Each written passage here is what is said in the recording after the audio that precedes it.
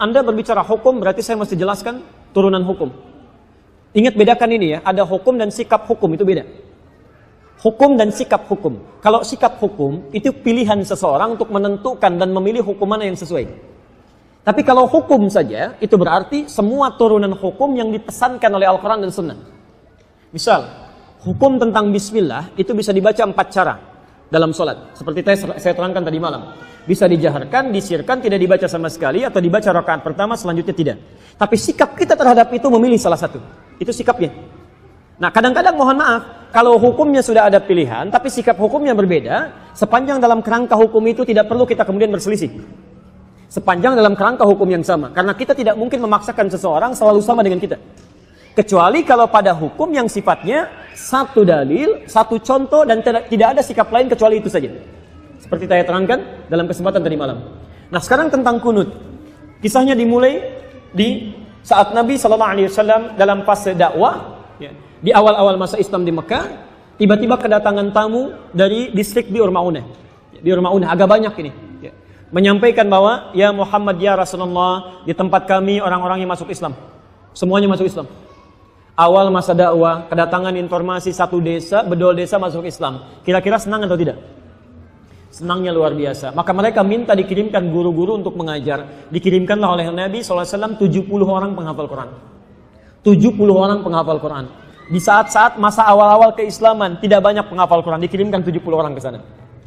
Singkat cerita, ketika beliau sedang menunaikan sholat, dalam riwayat disebutkan sholat subuh, yang lain mengatakan sholat maghrib, tiba-tiba turun malaikat Jibril menyampaikan bahwa orang-orang tadi yang datang kepada Muhammad, mereka menipu. Karena ternyata orang-orang itu ketika sampai di Bir Ma'unah semuanya dizalimi, bahkan dieksekusi dan syahid. Jadi mereka semua dibantai, dibunuh. Jadi ada yang menipu mengatakan masuk Islam, dikirimkan pengajar tapi kemudian disakiti, dizalimi. Nabi dengan sifat kemanusiaannya marah pada saat itu. Kemudian beliau berdoa kepada Allah Subhanahu wa taala. Ada yang mengatakan doanya sebelum ruku, ada yang mengatakan bangkit dari ruku. Maka beliau mengatakan Allahumma adzib fulan. Allahumma al'anhum. Ya Allah, tolong hukum si fulan, tolong laknat si fulan. Bahkan disebutkan sebagian dari suku-sukunya. Bani keda, bani keda, bani keda. Itu berlangsung selama sebulan. Berlangsung selama sebulan. Hingga turunlah kemudian Quran surah ketiga Ali Imran ayat 128 sampai 129. Posisi paling kanan sebelah bawah di mushaf standar. Quran surah ketiga Ali Imran ayat 128 sampai 129. Ayat 128 ini poinnya. Laisa laka minal amri syai'un aw yatuba 'alaihim aw yu'adzibahum fa innahum zalimun. Ketika Nabi berdoa dengan kalimat hukum ya Allah, laknat si fulan ya Allah, tiba-tiba ayat yang turun itu begitu mengejutkan. Muhammad, kamu tidak punya hak untuk menghukum seseorang atau melaknat seseorang karena dia pernah berbuat salah. Hak Allah untuk menentukan siapa yang dilaknat atau untuk menghukum seseorang. Perhatikan, ini kalimatnya indah sekali, indah sekali. Ini ingin memberikan keterangan kepada Nabi SAW bahwa tugas Nabi itu berdakwah dalam kebaikan. Sekalipun cuma berdoa, maka bila bisa berdoa yang baik-baik, maka hindarkan doa yang tidak baik. Ingin mengajarkan bahwa Muhammad, kamu masih berada di awal dakwah.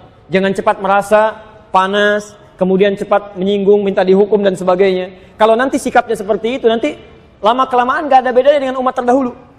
Nabi Nuh ketika umatnya mulai menyimpang, minta kepada Allah, ya Allah, setelah berdakwah ya Allah, umat ini gak mau menerima ya Allah, maka turun azab Allah Subhanahu wa taala. Kamu untuk umat terakhir sampai dengan kiamat.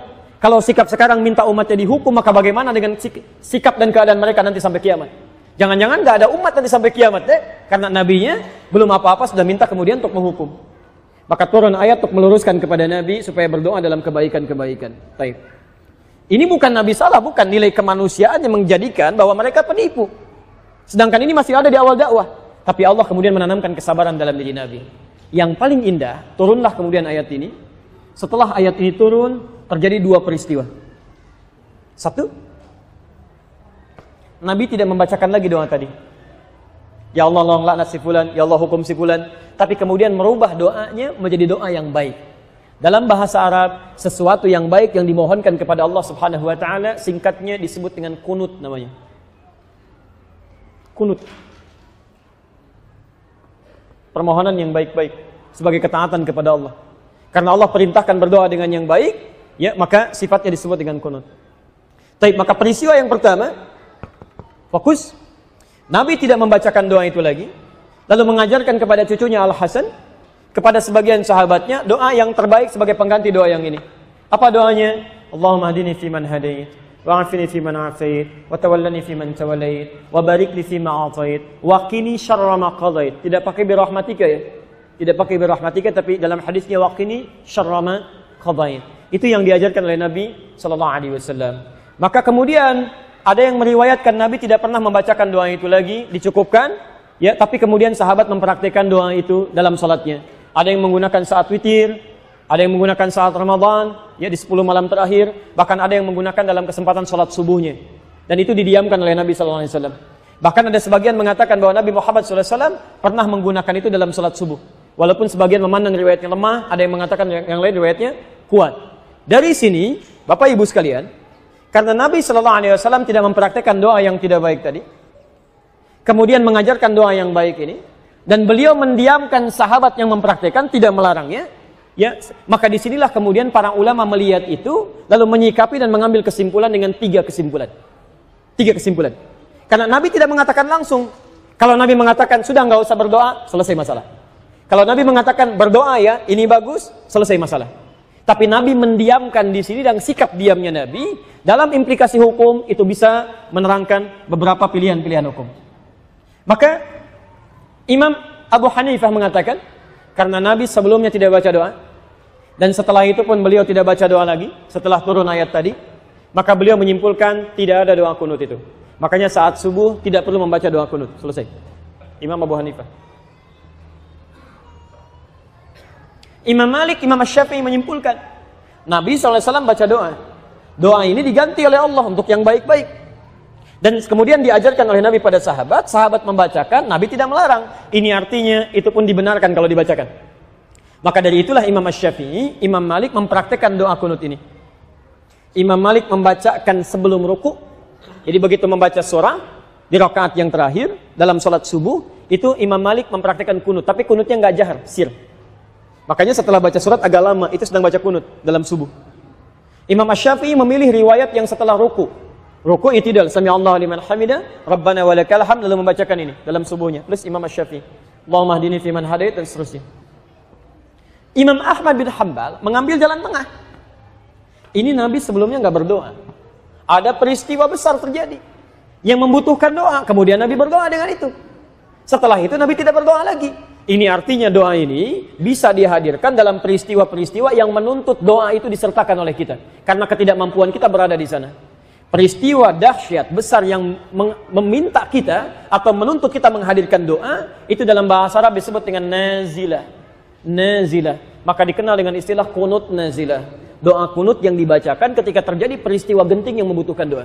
Yang ada di Palestina, yang ada di Aleppo kemarin, yang ada di Syria dan sebagainya. Maka dikenal dengan istilah kunut nazilah. Tiga-tiganya disepakati oleh para ulama, baik di zaman itu sampai di zaman kini, ini ijtihad para ulama yang dibenarkan dan sah dilakukan ketika memilih satu di antara ketiganya. Karena Nabi memang memberi peluang yang sama untuk bisa mengerjakannya atau tidak sama sekali. Jadi, di masa bahkan Imam Syafi'i, beliau pernah berkunjung ke tempatnya Imam Abu Hanifah setelah beliau meninggal. Masya Allah Pak. Imam Syafi'i kunut. Abu Hanifah dan muridnya tidak. Begitu sampai ke tempat Imam Abu Hanifah, murid Imam Syafi'i mengatakan, ketika Imam Syafi'i diminta jadi imam, Syekh tafaddal, taumu bin nas, tusalli bin nas, Anda jadi imam. Murid Imam Syafi'i mengira Imam Syafi'i akan kunut. Mereka mengatakan pendapat kita akan unggul di sini.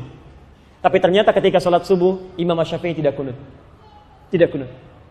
Apa kata muridnya setelah sholat? Syekh, lima lam taknut, kenapa Anda tidak kunut? Kata beliau, saya menghormati pendapatnya Imam Abu Hanifah yang berlaku di tempat ini. Masya Allah. Imam Syafi'i kunut, tapi ketika berkunjung di tempat yang tidak kunut, beliau tidak mempraktikkan kunut. Imam Ahmad bin Hanbal juga, Masya Allah. Beliau kunutnya nazilah, tapi ketika beliau berada di tempat Imam Syafi'i, beliau kunutnya kunut seperti biasa, bukan nazilah lagi. Jadi di sini indah sekali. Para ulama saleh, hafal Quran, menulis kitab hadis, dekat dengan Allah, saling menghormati satu sama lain. Walaupun beda pendapat, tapi masih bisa minum teh sama-sama, tersenyum sama-sama, dan ada dalam kebaikan. Antum bukan imam besar, jadi makmum juga jarang, hafal Quran juga tidak, hadis belum dituliskan, Masya Allah. Kenapa masalah ini jadi pada ribut? Yang kunut benar, yang tidak kunut benar, yang salah, yang tidak sholat subuh.